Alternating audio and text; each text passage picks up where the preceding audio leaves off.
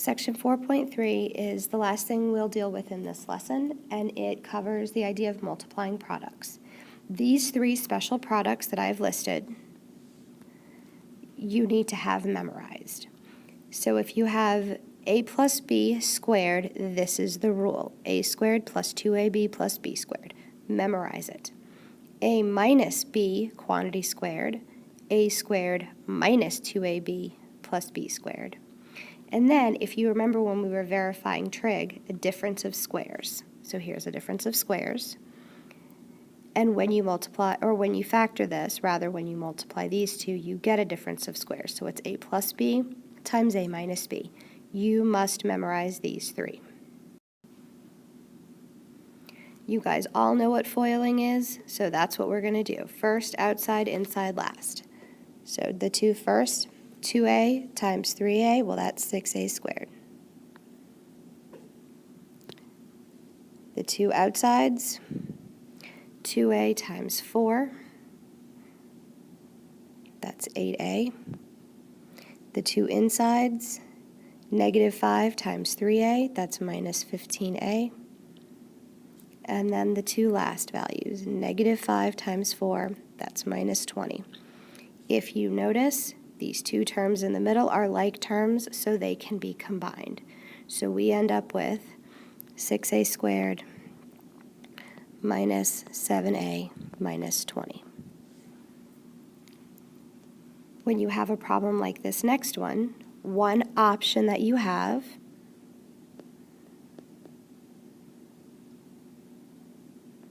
is to expand it and FOIL. Otherwise, you can use the rule. A squared, that means 3c quantity squared becomes 9c squared plus 2ab. So I know there's going to be a plus 2 times 3c times 2. 2 times 3c is 6c times 2, that's 12c.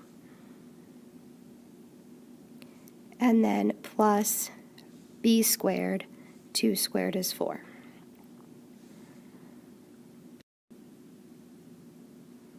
Taking a look at the next problem, right, 4k plus 7, 4k minus 7, that will be a difference of squares.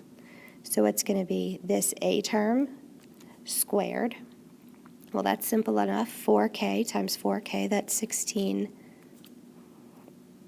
or I could write it correctly. 16k squared minus b squared. 7 times negative 7, that becomes negative 49. This last problem, it's not as difficult as it looks, and if you're organized, you can simply distribute first times first, first times second, first times third, second times first, second times second, second times third. It's not that hard. But I will show you another method. We call this an area model.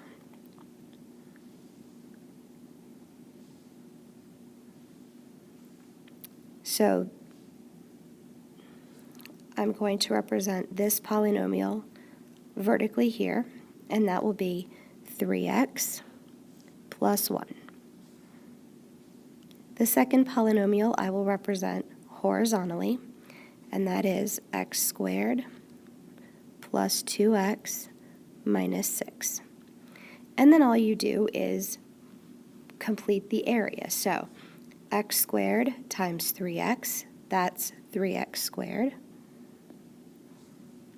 2x times 3x. Hope you caught the mistake that I just made. That's 3x cubed here. 2x times 3x is 6x squared. And then negative 6 times 3x is negative 18x. You do the same thing on the next row. X squared times 1 is x squared. 2x times 1 is 2x. Negative 6 times 1 is negative 6. And now you combine like terms. 3x cubed stays by itself. And then we can see we have 6x squared plus x squared, that's 7x squared. We have negative 18x and positive 2x, so that's negative 16x. And then negative 6 is also by itself.